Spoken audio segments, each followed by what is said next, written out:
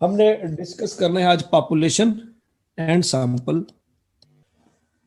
Population की definition लिख लें। पॉपुलेशन की डेफिनेशन ये है, the collection of all the values having some common characteristic and are under study. The collection of all the values having some common characteristic and are under study. Example सुन लें। फर्ज करें जी, class है, उसमें कुछ student बैठे हुए हैं, उसमें कुछ फैंस लगे हुए हैं, उसमें कुछ चेयर्स पड़ी हुई हैं, उसमें कुछ लाइट्स जल रही हैं। ठीक हो गया जी। एक कॉलेज की तरफ से एक बंदा आता है, कॉलेज की तरफ से एक बंदा आता है, वो कहता है जी मैंने स्टूडेंट्स की ना हाइट का डाटा चाहिए, मुझे हाइट का डाटा चाहिए। ठीक है जी, स्टूडेंट की हाइट का डाटा चाहिए। तो फर्ज करिए स्टूडेंट बैठे हुए हैं 40, क्लास में टोटल 40 बच्चे बैठे हुए हैं। तो 40 के 40 बच्चे अपनी हाइट रिकॉर्ड करके देंगे एक पेपर पे। ठीक हो गया, वो अपनी हाइट रिकॉर्ड करके देंगे पेपर पे। अगर फर्ज करें 40 में से 39 बच्चों ने डाटा दे दिया, एक ने नहीं दिया, तो वो 39 बच्चों के डाटा को क्या हम पॉपुलेशन कह सकते हैं? व्हाट्सएप ग्रुप में रिप्लाई करें, शाबाश। ठीक है जी, याद रखना, हम उस 40 बच्चों में से अगर वो, हाँ जी, अगर 40 बच्चों की यहाँ पे बात हो रही है डेफिनेशन में कि collection of all the values having some common characteristic, all the values. ठीक है जी, ये बात याद रखनी है आपने। ठीक है जी, ऑल दी वैल्यूज की बात हुई है, all the values, collection of all the values. तो अगर क्लास में 40 बच्चे बैठे हैं, 39 ने डाटा दे दिया, एक ने नहीं दिया, तो हम उसको पॉपुलेशन नहीं कह सकते। पॉपुलेशन का मतलब है जितने बच्चे हैं क्लास में सबका डाटा चाहिए हमें, कोई बच्चा मिस ना हो। ठीक है जी, ये बात अच्छी तरह से आपने याद रखनी है, कोई बच्चा मिस ना हो, जितने बच्चे बैठे उनका डाटा होना चाहिए हमारे पास, पहली बात। दूसरा, अगर 39 बच्चे डाटा दे दें और एक बच्चा कहे यार मेरी हाइट तो नहीं है मुझे पता, लेकिन मेरे वेट का डाटा ले लो। 39 बच्चों ने हाइट का डाटा दिया, एक बच्चा कह रहा वेट का डाटा ले लो, भाई मेरे पास हाइट नहीं है। तो क्या हम उसको, 40 बच्चों का डाटा तो आ गया हमारे पास, लेकिन क्या वो सारी की सारी वैल्यू सेम है? अब डाटा हमारे पास 40 वैल्यूज का है, लेकिन वो 40 वैल्यू सेम नहीं है। अगली बात पढ़े, ऑल द वैल्यू तो होनी चाहिए, लेकिन उनमें कॉमन कैरेक्टरिस्टिक भी होनी चाहिए। हमारे पास अब 40 वैल्यू तो हैं, लेकिन वो 40 वैल्यू सेम नहीं है।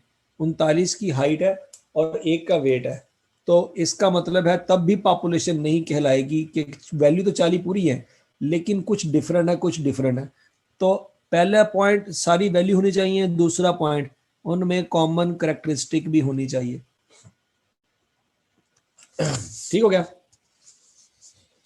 तीसरा पॉइंट, वो अंडर स्टडी भी होनी चाहिए, मतलब इस वक्त जरूरत किस डाटा की है, किस डाटा की नीड है, हाइट की या वेट की? हाइट की नीड है, तो हाइट का डाटा इस वक्त जरूरत है, हाइट के डाटा के ऊपर काम करना है आपने, तो हाइट का डाटा पॉपुलेशन होगा, वेट का डाटा पॉपुलेशन नहीं होगा। इस कमरे में फैन पड़े हैं वो पॉपुलेशन नहीं है, चेयर पड़ी है वो पॉपुलेशन नहीं है, लाइट लगी हुई है वो पॉपुलेशन नहीं है। ठीक हो गया। अब एक दूसरा बंदा आता है, एक दूसरा कॉलेज की तरफ से रिप्रेजेंटेटिव आता है क्लास में, वो कहता है कि मुझे ना क्लास में जितनी चेयर पड़ी है ना, वो मैंने काउंट करनी है कितनी पड़ी हुई है, मैंने आइडिया लगाना है इस क्लास में मजीद चेयर कितनी आ सकती हैं, या इस क्लास में से कितनी चेयर हम लेके जा सकते हैं, ये उसका ऑब्जेक्टिव है। तो क्लास में आएगा, तो क्या हम उसको कहेंगे कि फैंस काउंट कर लो? क्या हम उसको कहेंगे कि यार इस तरह करो, आप व्हाइट बोर्ड को भी बीच में काउंट कर लो? क्या हम उसको कहेंगे क्लास में बच्चे बैठे हुए हैं इनकी हाइट काउंट कर लो, या उनका वेट काउंट कर लो? ये बात समझ आ रही कि नहीं आ रही? उसका ऑब्जेक्टिव क्या है? वो एक चीज में इंटरेस्टेड है कि क्लास में चेयर कितनी पड़ी है, चाहे उस क्लास में डाटा और भी है, बच्चों की हाइट है, बच्चों का वेट है, नंबर ऑफ फैंस है, वाइट बोर्ड है, लेकिन उसके लिए उसके दिमाग में जो चल रही है ना, वो ये चल रहा है कि कितनी चेयर्स पड़ी हुई। तो पॉपुलेशन उन वैल्यूज को कहते हैं जिसमें सारी वैल्यूज हो, उनमें कॉमन करेक्टरिस्टिक हो, और वो उस वक्त अंडर स्टडी हो। ऐसी चीज जो अंडर स्टडी नहीं है, चाहे वो सारी वैल्यूज हैं, चाहे उनमें कॉमन करेक्टरिस्टिक है, वो पॉपुलेशन नहीं है। जब बच्चा चेयर काउंट करने आया है ना, हाइट की सारी वैल्यूज पड़ी हुई है, वेट की सारी वैल्यूज पड़ी हुई हैं, फैन सारे पड़े हुए हैं, वो अंडर स्टडी नहीं है, तो वो पॉपुलेशन नहीं है। पॉपुलेशन इस वक्त चेयर है। पॉपुलेशन की डेफिनेशन समझ आ गई है जी आपको? पॉपुलेशन की डेफिनेशन क्लियर है? हाँ जी, बॉयज भी अब मैंने सेटिंग चेंज कर दी है, बॉयज भी रिप्लाई करेंगे व्हाट्सएप ग्रुप में। शाबाश, ठीक हो गया जी। पॉपुलेशन की डेफिनेशन होपफुली आप सबको समझ आ गई होगी। अब जरा सुने, अब सैंपल की डेफिनेशन सुने। सैंपल की डेफिनेशन क्या है? सैंपल की डेफिनेशन है a representative part of population is called sample। ये डेफिनेशन है सैंपल की। a representative part of population is called sample। ठीक है जी, ये सैंपल की डेफिनेशन है, इसको क्लियर कर ले। अब इसको एग्जांपल के थ्रू मैं समझाता हूं आपको, जरा सुने। फर्ज करें एक क्लास है, मेरी क्लास है, इसमें 100 स्टूडेंट्स हैं। 100 स्टूडेंट का हुआ टेस्ट। टेस्ट होने के बाद मैं क्लास से बाहर निकला, मुझे मिले प्रिंसिपल। प्रिंसिपल साहब ने मुझे कहा, बताओ भाई क्लास कैसी चल रही है, वेदर इट इज गुड और एवरेज। मुझे टेंशन शुरू हो गई है कि सर बच्चों के बारे में पूछ रहे हैं कि भाई बच्चे परफॉर्म कर रहे हैं कि नहीं कर रहे। अच्छा, क्लास का जो टेस्ट हुआ ना, वो मेरे पास उसकी रिपोर्ट आई, तो उस रिपोर्ट में ये लिखा था कि 80 बच्चों ने एवरेज नंबर लिए हैं, 15 बच्चे जो है ना बुरी तरह से फेल हो गए हैं, और 5 बच्चे जो है ना उन्होंने 90% से ऊपर नंबर लिए, 90% से भी ऊपर नंबर लिए। मतलब इन 5 बच्चों का A+ ग्रेड आया है। प्रिंसिपल साहब ने मुझसे पूछा, बताओ भाई क्लास कैसी परफॉर्मेंस है, अच्छी है या एवरेज है या एक्सीलेंट परफॉर्मेंस है या बैड परफॉर्मेंस है। अच्छा, मुझे टेंशन लग गई है कि सर ना फीडबैक ले रहे हैं क्लास का। मैंने कहा सर अच्छी है परफॉर्मेंस है। प्रिंसिपल साहब ने कहा कि अपनी क्लास में से ना एक स्टूडेंट को मेरे पास भेजो। एक स्टूडेंट को प्रिंसिपल ऑफिस में भेजो, मैं वापस क्लास में आऊंगा, मुझे सोच समझ के जवाब दें, मैं इन 3 कैटेगरी में से किस बच्चे को प्रिंसिपल साहब के पास भेजूं।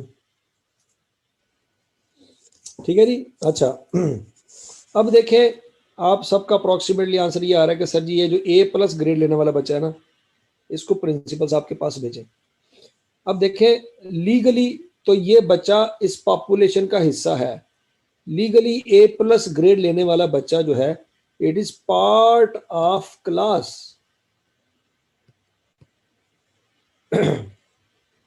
पार्ट ऑफ पॉपुलेशन तो ये बंदा है। मैं प्रिंसिपल साहब को पास भेजूंगा, वो बच्चा कहेगा सर एक्सीलेंट, बहुत अच्छा परफॉर्मेंस है सर। प्रिंसिपल साहब पूछेंगे तुम्हारे नंबर कितने आएंगे, वो कहेगा सर A+ ग्रेड आया है, मेरे 100 में से 95 नंबर आए हैं। प्रिंसिपल साहब कहेंगे अच्छा वाह, बहुत अच्छी परफॉर्मेंस है यार तुम्हारी, वेरी गुड, चलो शाबाश, क्लास में मेहनत करो। लेकिन सवाल ये है, दिल पे हाथ रख के बताएं, क्या मैंने जो किया वो ठीक किया? क्या मैंने जो किया वो करेक्ट है? ठीक हो गया जी, वेरी गुड, शाबाश। अब देखें, मेरी जगह पे दुनिया में कोई भी बंदा हो, पाकिस्तानी बंदा जो भी होगा ना, वो यही करेगा जो मैंने किया। क्या A+ ग्रेड लेने वाले बच्चे को मैं भेज दूंगा। और मैं अपने दिल को झूठी तसल्ली दे रहा हूं कि नहीं नहीं यार देखो वो भी तो पॉपुलेशन का हिस्सा ही है ना, ये बंदा भी तो क्लास का हिस्सा ही है, अगर ये प्लस ग्रेड आया है इस बच्चे का तो क्लास इसी क्लास में है ना जिसको मैं पढ़ा रहा हूँ। तो मुझे एक और एंगल से सोचना चाहिए कि फिर इस तरह से तो ये जो 15 बच्चे फेल हुए हैं ये मेरी वजह से हुए। अगर 5 बच्चों ने ए प्लस ग्रेड लिया है मेरी वजह से, तो फिर ये 15 बच्चे जो फेल हुए ये भी मेरी वजह से हुए। ठीक है जी। तो पाकिस्तानी हमेशा क्या करते हैं, कोई ना कोई जुगाड़ लगा लेते हैं हर सिचुएशन का।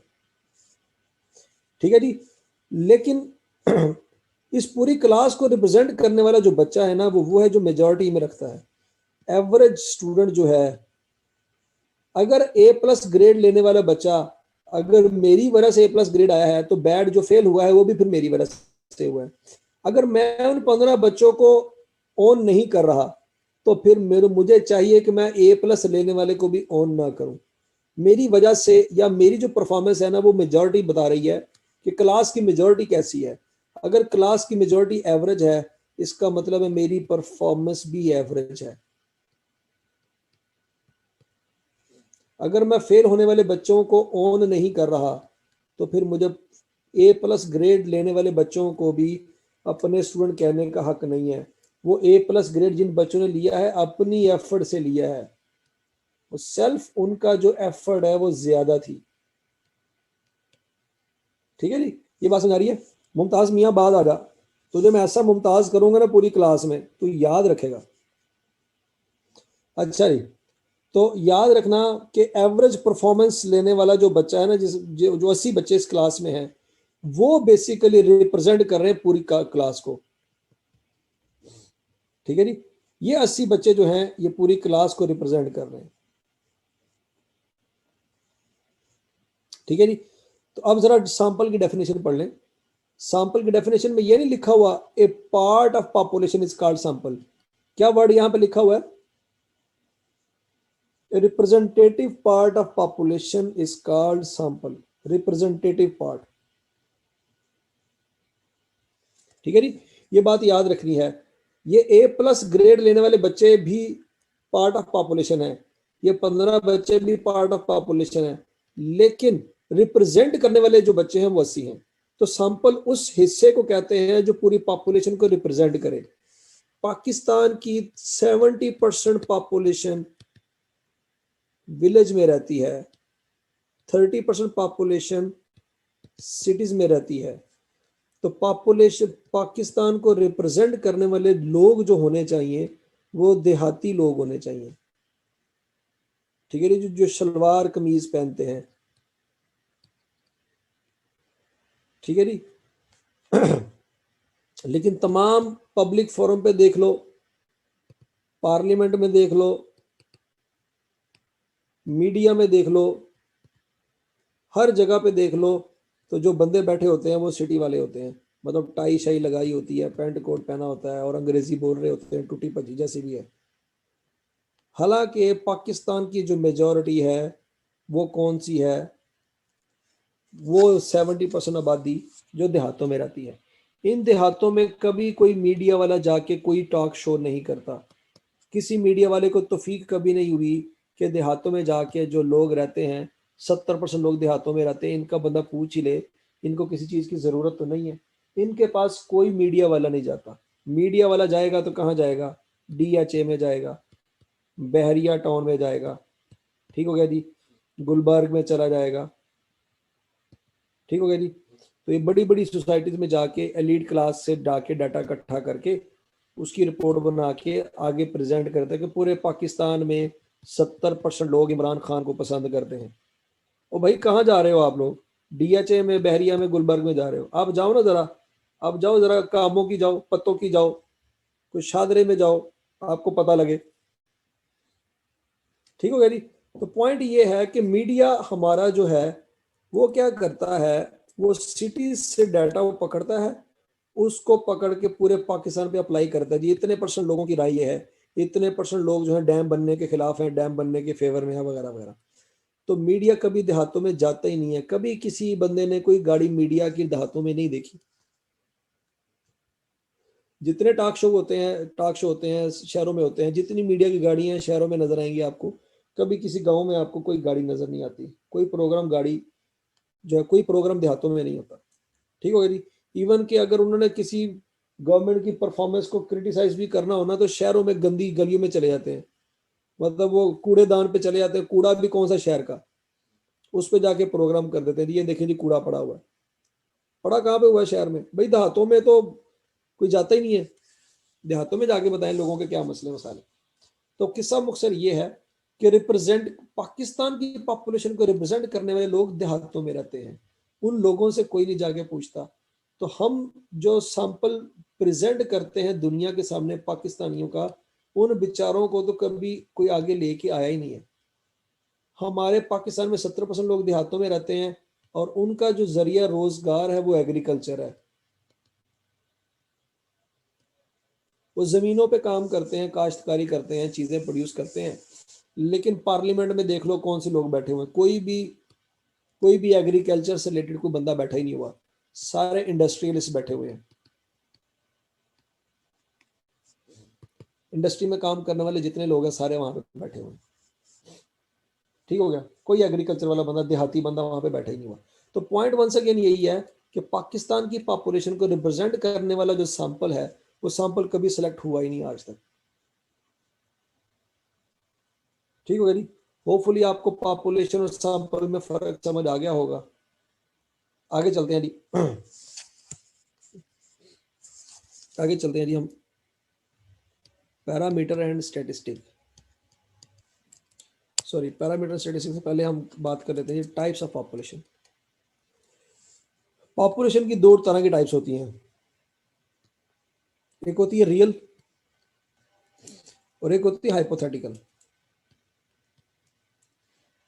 रियल पॉपुलेशन वो पॉपुलेशन होती है विच एग्जिस्ट इन रियलिटी। ऐसी पॉपुलेशन जो रियलिटी में एग्जिस्ट करती है उसको कहते हैं रियल पॉपुलेशन।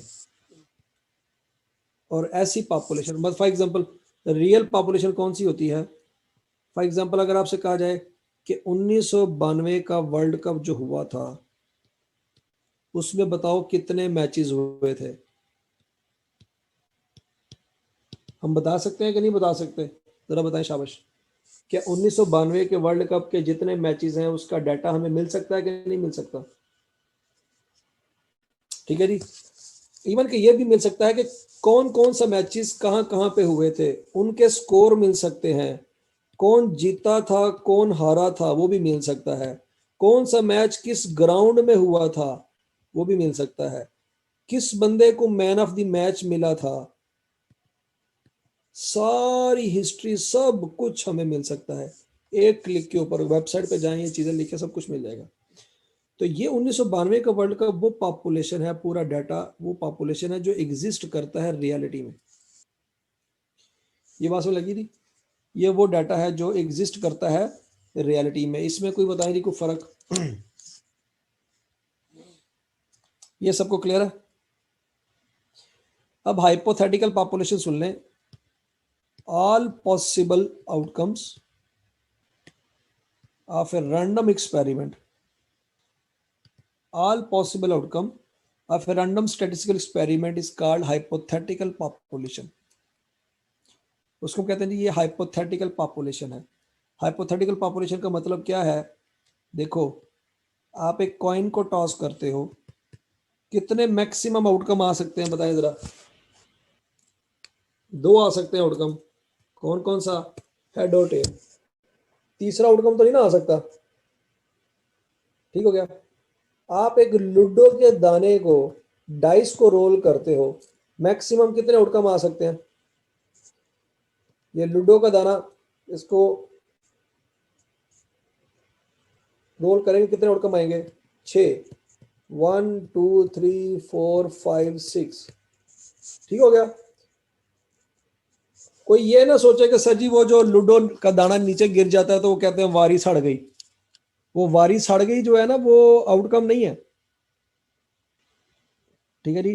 तो टोटल आउटकम 6 ही है, कोई 7वां आउटकम नहीं है। कोई ये ना कहते सर जी वो कॉइन जो है वो सीधा भी तो जमीन के ऊपर सीधा भी तो खड़ा हो सकता है, इस तरफ हेड लिखा हो, दूसरी तरफ टेल लिखा हो। कॉइन इस तरह होने की बजाय सीधा भी तो खड़ा हो सकता है। और भाई नहीं हो सकता। पता नहीं कौन सी आपने देसी फिल्में देखी हुई हैं जिसमें ऐसे होता होगा, लेकिन हकीकत में नहीं होता। ठीक है जी। तो या हेड आता है या टेल आता है, कोई तीसरा आउटकम नहीं आता। ठीक है जी, ये बात आपने इसी तरह से याद रखनी है। तो बहरहाल कॉइन के मैक्सिमम पॉसिबल आउटकम हमें पता है एडवांस में, डाइस के मैक्सिमम पॉसिबल आउटकम हमें पता है एडवांस में। इनमें से कौन सा आउटकम आएगा ये नहीं पता। डाइस रोल करेंगे, अगली दफा 3 आएगा, 6 आएगा या काना आएगा और गोटी पुग जाएगी। ठीक है जी, काने पे गोटी फंसी होती है, अगला बंदा घर से निकल के सारी गेम जीत जाता है, हमारा काना ही नहीं आता। ठीक हो गया। तो बहरहाल काना आना मुश्किल है। बहरहाल हमें नहीं पता कि अगली दफा कौन सा आउटकम आएगा, लेकिन हमें यह जरूर पता है कि मैक्सिमम पॉसिबल आउटकम ये है। ठीक है जी। तो वो पॉपुलेशन जिसमें मैक्सिमम पॉसिबल आउटकम आपको एडवांस में पता है, उसको कहते हैं हाइपोथेटिकल पॉपुलेशन। उनमें से कौन सा आउटकम रियलिटी में आएगा ये नहीं पता हमें। हाइपोथेटिकल पॉपुलेशन और रियल पॉपुलेशन में फर्क समझ आ गया जी आपको? Very good. अब आगे बात कर लेते हैं जी। आगे बात कर रहे थे G parameter and statistics. Parameter की डेफिनेशन जरा याद रखिएगा। The collection of formulas applied on population are classified as parameter। वो फार्मूले जो पॉपुलेशन पे अप्लाई करते हैं उसको हम पैरामीटर कहते हैं। द रिजल्ट ऑफ पैरामीटर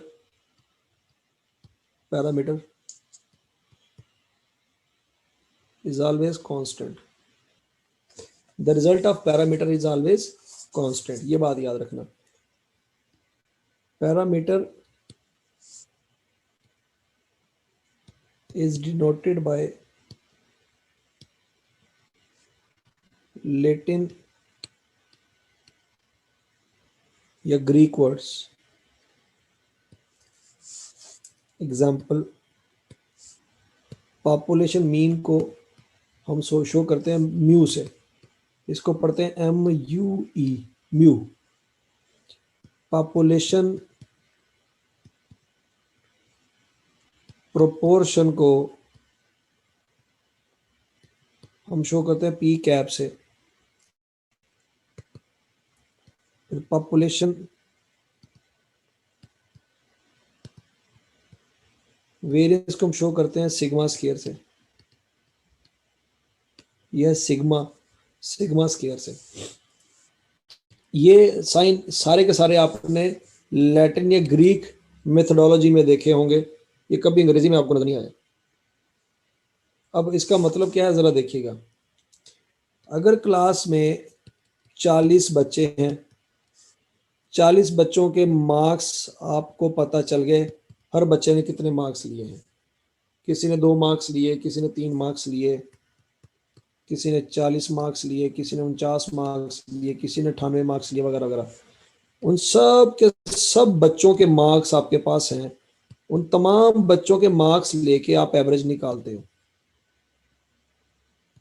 और एवरेज आती है, फर्ज करें जी 32 आती है फर्ज करें।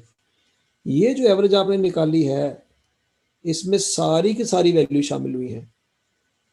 तो आप इन 40 वैल्यूज को जब मर्जी कैलकुलेट करें, सुबह दोपहर शाम, साल बाद करें या साल से पहले करें, जब मर्जी करें, आंसर हमेशा आपका 32 ही आएगा। क्यों?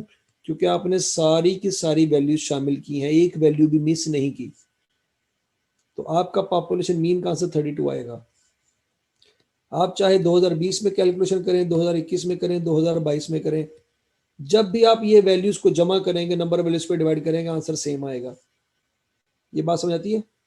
The result of parameter is always constant. ये वाली लाइन समझ आ गई आपको? ये मतलब जरा रिप्लाई कर दें। हमेशा पॉपुलेशन की एवरेज या पॉपुलेशन की वेरिएंस सेम आएगी। क्यों? क्योंकि आप हमेशा सारी वैल्यूज को काउंट करेंगे, तो हमेशा आंसर यही आएगा, कभी आंसर चेंज नहीं होगा। ठीक हो गया जी। दोबारा सुन लें कि भाई जब तक आप सारी वैल्यूज को जमा करके नंबर ऑफ वैल्यूज पे डिवाइड करेंगे, जो आंसर आएगा वो हमेशा सेम आएगा। आप 2020 में इन वैल्यूज को यूज करके आंसर निकाल लें, 2021 में निकाल लें, 22 में, टाइम चेंज करें, सुबह दोपहर शाम, जब मर्जी आप आंसर निकालें, आंसर हमेशा आपका 32 आएगा, वो कभी चेंज नहीं होगा। क्यों चेंज नहीं होगा? क्योंकि आपने पूरी पॉपुलेशन को यूज किया है। अच्छा, लेकिन अगर आपने इस पॉपुलेशन में से सैंपल लिया 11, 2, 3, ये एक सैंपल है, फिर दूसरी दफा आपने सैंपल लिया, तो जरूरी तो नहीं है कि सेम सैंपल आए। दूसरी दफा ये भी हो सकता है कि 12, 20, 18, इस पॉपुलेशन में से आपने सैंपल लिया पहले 2020 में, फर्ज करें 11, 2, 3, 2021 में आपने दोबारा सैंपल सेलेक्ट किया, वो सैंपल कुछ और आ गए, वो वैल्यू कुछ और आ गई। तो 2020 में जब आप सैंपल का मीन निकालेंगे वो कुछ और आएगा, 2021 में जब आप सैंपल का मीन निकालेंगे वो कुछ और आएगा। ये बात समझ आ रही है? पॉपुलेशन का मीन हमेशा सेम आएगा, लेकिन सैंपल का मीन चेंज हो जाएगा। क्यों? क्योंकि सैंपल चेंज हो गया तो सैंपल मीन भी चेंज हो जाएगा। ठीक है जी, ये बात आपने इसी तरह से याद रखनी है। सैंपल चेंज हो गया तो सैंपल मीन भी चेंज हो जाएगा। अब ये सैंपल क्या चीज है? ये है स्टैटिस्टिक। स्टैटिस्टिक की बात हो रही है। स्टैटिस्टिक याद रखना है क्या चीज है, बल्कि इसको यहां पे लिखते हैं, the collection of formula that are applied on sample are classified as statistic. Statistic is denoted by English capital letters.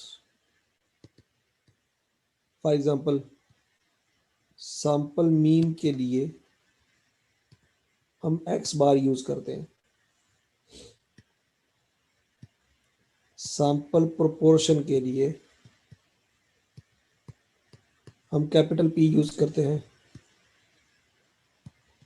Sample variance के लिए हम S स्क्वायर यूज करते हैं। सैंपल के ऊपर जो भी फार्मूला अप्लाई होंगे उसको इंग्लिश वर्ड से शो करते हैं। पॉपुलेशन के लिए जो भी फार्मूले अप्लाई होंगे उसको लातीनी अल्फाज से शो करते हैं। ठीक हो गया जी, आगे सुने। The result of statistic are changes with the change in sample size. The result of statistic changes with the change in sample size. ये बात आपने इसी तरह से याद रखनी है।